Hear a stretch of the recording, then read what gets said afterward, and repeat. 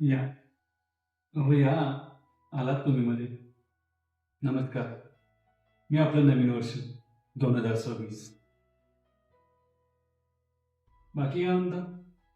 कसं होतं तुमचं 2025?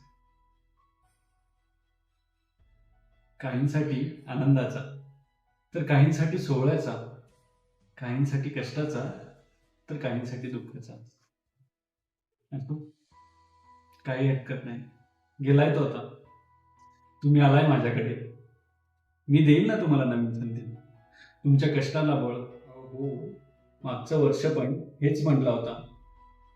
आता मला पण एक चान्स देऊन बघा, आणि तुम्ही पण एक चान्स घेऊन बघा. अट मात्र एकच, मागच्या वर्षाचं आत्मपरीक्षण करायचं आणि पुन्हा एकदा लढायचं.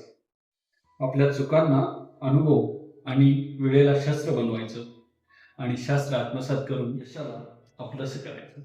शास्त्र आत्मसात करून यशाला आपलंसं करायचं.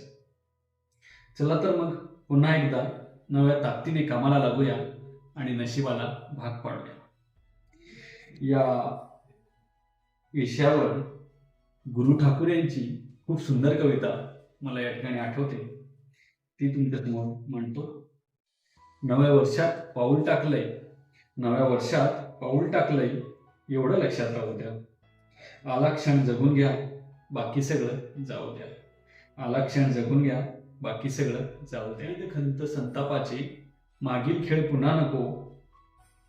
काळ आणि उद्यामध्ये गुरफटण्याचा भविष्यकाळ आहे तिथेच राहू द्या. भूतकाळ आणि भविष्यकाळ आहे तिथेच राहू द्या. आला क्षण जगून घ्या, बाकी सगळे जाऊ द्या. धन्यवाद.